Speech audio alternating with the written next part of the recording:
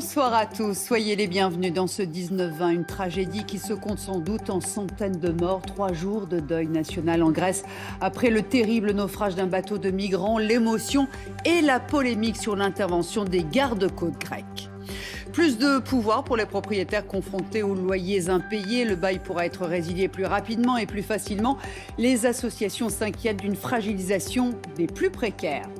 Réimplanter des petits commerces en zone rurale. Le gouvernement affiche ses ambitions pour les 60% de communes qui n'ont plus de services de proximité.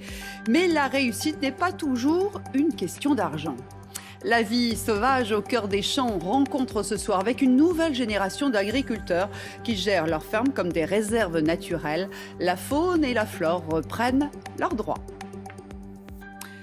Le bilan officiel est toujours de 78 morts, mais le nombre de victimes pourrait se compter en centaines. Le naufrage d'un bateau de migrants au large de la Grèce est l'un des plus dramatiques de ces dernières années. 3 jours de deuil national ont été décrétés et la polémique commence à monter. Les premiers témoignages jettent le trouble sur l'intervention des gardes-côtes grecs. Emmanuel Lagarde. Ce sont des survivants épuisés, encore sous le choc, hébergés dans un entrepôt. Une centaine de jeunes hommes, syriens et égyptiens pour la plupart, rescapés d'un naufrage dans lequel des centaines d'autres ont très probablement péri. Un jeune homme s'est mis à pleurer. Il m'a dit « J'ai besoin de ma mère, j'ai besoin d'elle ».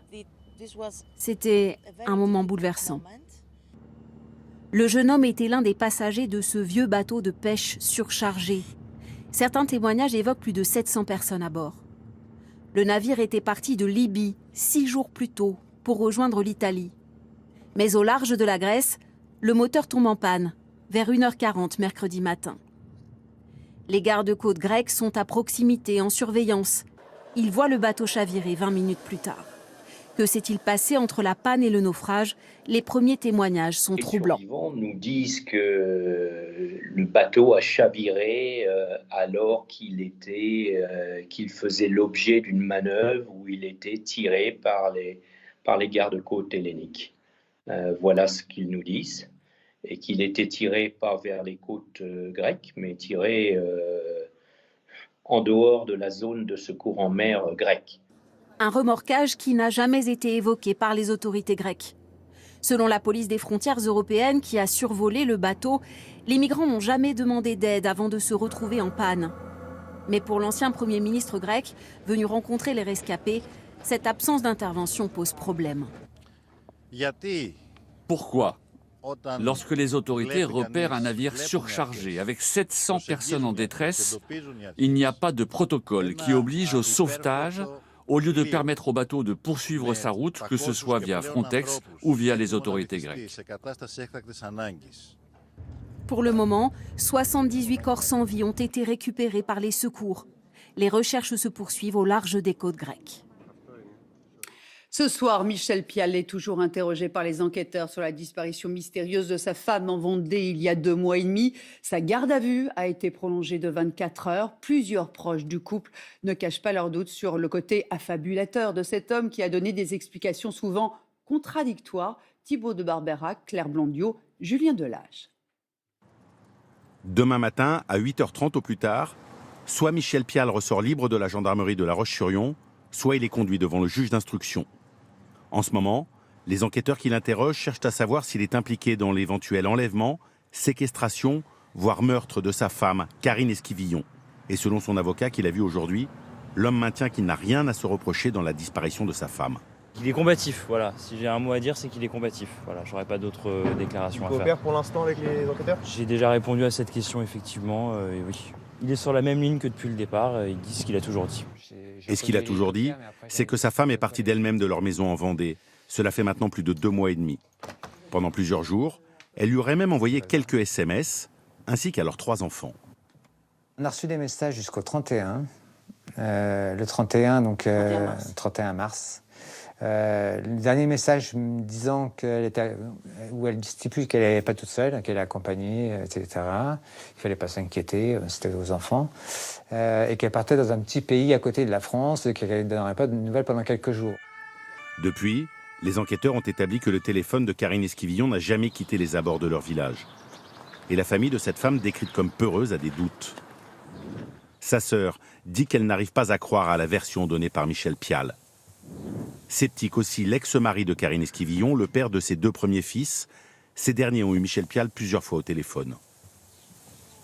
Ils ont eu 2 versions différentes de Michel. C'est vrai que là, on a commencé à se poser beaucoup de questions. On est tellement sceptiques, en fait. Michel donnait des explications, mais qui étaient souvent contradictoires. Et ça ne nous met pas en confiance non plus.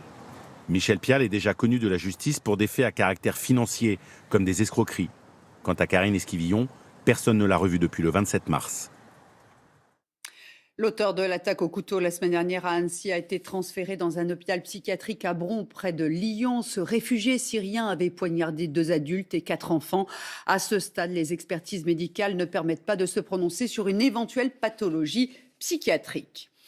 Le temps des explications pour la RATP. Hier soir, des voyageurs de la ligne 4 du métro sont restés coincés pendant presque 2 heures dans des wagons bondés sous une chaleur étouffante.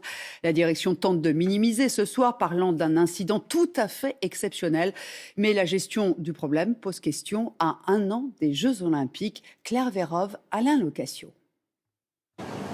À la file indienne, leurs valises à la main, ces usagers tentent de sortir du métro parisien par les rails. Leur seule issue après plus d'1 heure et demie d'attente dans ce tunnel.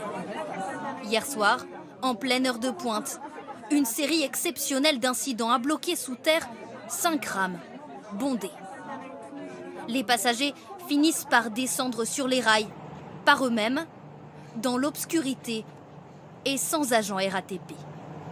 Cette passagère, enceinte, a dû attendre les pompiers pour être évacuée après 3 heures dans une chaleur étouffante. J'étais exténuée, j'avais juste envie de sortir, je voulais juste avoir des informations. On a essayé d'appuyer les boutons d'appel, de secours pour juste avoir des informations. Ça ne répondait pas, juste au moment où, je pense, vers 20h30, une personne du coup répond en disant « arrêtez d'appuyer sur les boutons ». Cet incident est-il inquiétant à 1 an des JO de Paris ? Les 7 millions de spectateurs attendus seront encouragés à prendre les transports en commun. Dans la zone du Stade de France, les autorités prévoient des pics à 1000 personnes par minute. Mais l'incident d'hier ne présage aucune fragilité du réseau, selon la RATP. C'est un événement qui est de nature tout à fait exceptionnelle parce qu'on a cette succession dans un laps de temps très court sur une zone resserrée de la ligne 4 qui est un concours de circonstances qui n'arrive jamais. Pour les Jeux Olympiques, 15% de trains supplémentaires rouleront. Mais il y a, selon les syndicats, des lacunes sur les lignes automatisées. Le problème, c'est qu'il n'y a pas de conducteur. Une évacuation avec un conducteur, il est déjà sur place. C'est-à-dire que le conducteur est sur place, il sort son échelle, il évacue son train. C'est prévu, c'est des procédures. Là, il n'y a pas de conducteur. C'est-à-dire qu'il faut que des agents viennent sous tunnel déjà une première fois pour évacuer la navette, pour ensuite ramener les voyageurs. Donc c'est double temps. Pour aiguiller les voyageurs, 5000 agents seront prévus dans les gares durant les Jeux Olympiques. Des ambitions revues à la baisse pour le SNU, le service national universel. Face aux nombreuses résistances, finalement, le dispositif ne sera pas obligatoire.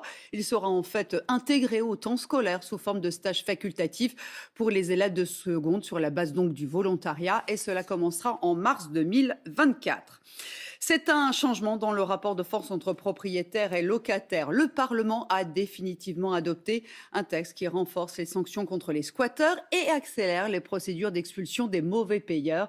En cas de loyer impayé, le bail pourra être résilié plus rapidement. Les associations dénoncent une loi qui va fragiliser finalement les plus précaires. Saada Souban, Stéphane Lisny. Louer son appartement, un investissement qui peut se transformer en gouffre financier en cas d'impayé. C'est ce qui est arrivé à Cécilia Blanchasse. Au décès de son père, elle hérite d'un appartement qu'elle met en location. Valeur du loyer, 1 500 € par mois. Mais pendant 7 ans, ses locataires refusent de payer. 73 000 € d'impayés, 25 000 € de charges que nous avons payées à leur place, 8 000 € d'avocats et d'huissiers et un arriéré de charge auprès du syndic de 5 000 €. Donc, on a dépassé la part des 100 000. Attaqué en justice, le couple locataire multiplie les recours contre l'expulsion. Pourtant, sur les réseaux, ils s'affichent vacances, séjour à la mer ou au ski. Le problème, c'est qu'on s'est gouré de victimes parce que eux, en fait, ils ont économisé 73 000 €. Donc, du coup, Pendant ce temps-là, ils en profitent. Après 6 ans de procédure, elle a enfin récupéré son bien. Ce délai ne serait plus le même aujourd'hui grâce à la loi adoptée par le Sénat. Désormais, si un juge constate la mauvaise foi des locataires, ils peuvent être expulsés immédiatement. Autre changement, le délai d'application d'expulsion passe de 3 ans maximum à 1 an. Pour les associations de défense des locataires, ce texte criminalise la précarité. Le risque, c'est qu'on passe de 17 000 expulsions par an à peut-être 25 ou 30 000, dans un contexte où il y a de plus en plus d'impayés de loyer, non pas parce que les locataires seraient des mauvais payeurs, mais parce que les charges augmentent, l'inflation est importante et les bas salaires sont très faibles. Mais avec 3 millions de logements vacants, cette loi pourrait-elle au contraire encourager les propriétaires à louer? Oui, selon le député à l'origine du texte, car elle donne des garanties. Le message de cette loi, il est aussi d'encourager les propriétaires à se dire n'ayez pas de crainte à donner votre chance à un jeune locataire, à un locataire, parce que si ça se passe mal, et c'est une minorité de cas où ça se passe mal, eh bien nous serons, l'État, la justice, de votre côté. Les impayés restent minoritaires, 147 000 dossiers en 2017 sur 11,5 millions de locataires. Plus de 60% des communes n'ont plus de commerce de proximité dans notre pays. Le constat, on le connaît, ce chiffre nourrit le sentiment d'abandon de 22 millions de Français. Alors que faire? Le gouvernement a annoncé une série de mesures et une enveloppe financière qui pourrait favoriser les initiatives locales. Reportage dans la Nièvre, Thibaut Maillet, Perrine Aubert. Dans ce village de moins de 300 habitants, niché au cœur de la campagne, le point de rendez-vous, c'est le Cheval Blanc. Un lieu essentiel, il n'y a pas de commerce ni de service à 5 km à la ronde. C'est monotone quand ils sont fermés le lundi. En fait, pour moi, c'est le journal ici. C'est-à-dire c'est là qu'on apprend tout ce qui se passe. Et pourtant, le bar est resté fermé plusieurs années. Ces deux Parisiens se sont installés il y a 3 ans. Ils ont fait le choix de relancer le commerce à leurs frais. Je voulais un bar de campagne, un lieu de rencontre, de convivialité, servir à tous les gens qui sont seuls, veufs ou autres. Il y a des gens ici, ils viennent, c'est la seule fois de la journée où on va adresser la parole à quelqu'un, quoi. Le Cheval Blanc, c'est aussi une épicerie, le strict nécessaire pour dépanner les plus isolés.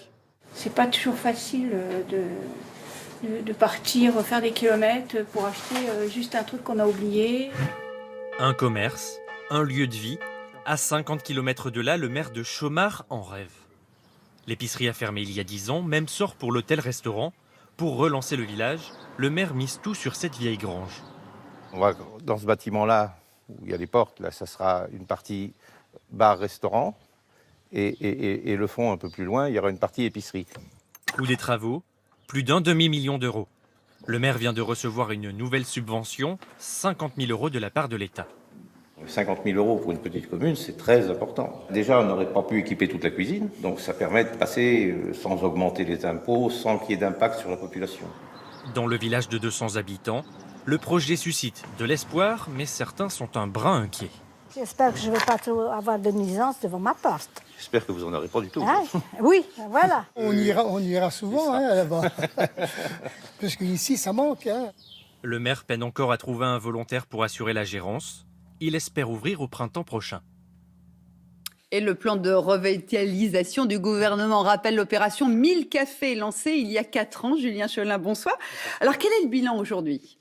Eh bien, ce n'est pas 1000, mais 200 cafés qui ont été accompagnés par l'association. Alors, Groupe SOS, c'est son nom, précise que 1000 cafés, c'était plus un slogan qu'un objectif. L'asso reconnaît quand même que la tâche s'est avérée un peu compliquée, même si le bilan dans les villages qui en ont bénéficié est positif. Regardez, on avait visité ce café il y a quelques mois à Mévoisin, dans l'Eure-et-Loire. Tout le monde s'accordait à dire que ça avait ramené de la vie au village. Et puis, ça offre aux clients certains services comme du pain frais quand il n'y a plus de boulangerie au village, comme on vient de le voir. Ouais, mais voilà, c'est pas si simple, il y a aussi des freins. Et oui, déjà, il faut trouver des gérants motivés dans des villages qui sont parfois isolés et en même temps Compétent parce qu'il faut savoir tout faire, la cuisine, la compta, la causette aussi.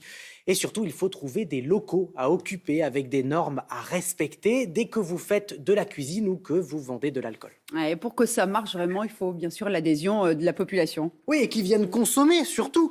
Une gérante nous le disait, une fois que les habitants viennent, on peut les fidéliser, mais encore faut-il qu'ils poussent la porte. Bilan, mettre de l'argent sur la table ne suffit pas. Réimplanter des commerces à la campagne, ça nécessite du temps pour s'inscrire dans son territoire. Merci beaucoup Julien. Et on le sait, les commerces de proximité souffrent depuis des années de la concurrence des hypermarchés en périphérie des villes. Le concept des grandes surfaces est né il y a tout juste 60 ans à Sainte-Geneviève-des-Bois dans l'Essonne. Cela a révolutionné notre façon de faire nos courses. Mais aujourd'hui, eh bien, le modèle est en perte de vitesse. Il doit se réinventer. Dorothée Lachaud, Michel Anglade. À Sainte-Geneviève-des-Bois, il fait presque figure de monument historique. Il y a 60 ans, l'ouverture du tout premier hypermarché au monde provoque une petite révolution. Jean-Jacques Osmond, 11 ans à l'époque, se souvient encore du 15 juin 1963. Paris était ici, il y avait des bouchons partout dans le coin, il y avait un orchestre qui jouait de la musique, il y avait même des vaches et on donnait du lait aux gens qui le désiraient gratuitement. Un nouveau temple de la consommation, rapidement suivi par d'autres, qui fascine avec ses 2500 mètres carrés implantés en centre-ville. Et ses tout premiers caddies, pas toujours appelés ainsi. Il est évident que choisir avec une petite voiture va plus rapide et plus rationnel. Dans les années 60, la grande nouveauté du modèle reste le libre service.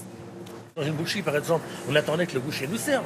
Ici, on a le choix, puisqu'on a la viande ici, on a juste à servir et on peut même comparer son steak ou sa côte de veau, son morceau de viande, on peut le comparer, dire celui-là est meilleur que l'autre, je préfère prendre celui-ci. Ce qui est impossible. Ah, c'est une révolution totale, bien sûr, évidemment. Aujourd'hui, l'hypermarché continue de séduire Raïcha Swahili. Cette mère de 4 enfants s'y rend plusieurs fois par mois, avant tout pour son côté pratique. Tout est regroupé, j'ai pas à faire plusieurs magasins. Non, en plus de ça, avec les enfants, donc il faut les canaliser, il faut les occuper. Donc tout est regroupé ici, tout ce qui est en termes de jeux, lecture, vestimentaire et alimentaire. Mais cette stratégie du tout sous le même toit fragilise les plus petits commerces, comme à l'époque celui de Raymonde Alessandrini, longtemps gérante d'une épicerie. Je dis toujours à mon mari, Michel Leclerc, il a osé faire plus grand, on n'avait qu'à oser, on n'a pas osé. On est resté petit, on s'y est arrêté, voilà. Quand les grands sont arrivés. Pourtant, aujourd'hui, le modèle de l'hypermarché atteint ses limites, selon cet expert. On voit bien aujourd'hui qu'il y a une forme de désamour des consommateurs pour la trop grande surface. En gros, tous les hypermarchés qui dépassent 10 000 m², c'est-à-dire un terrain de football. Pour une partie des achats, une partie des consommateurs veulent rester plus près de chez eux que d'aller en grande périphérie. 60 ans après leur apparition, l'Hexagone compte près de 2300 hypermarchés. Les Français y effectuent encore 40% de leurs courses.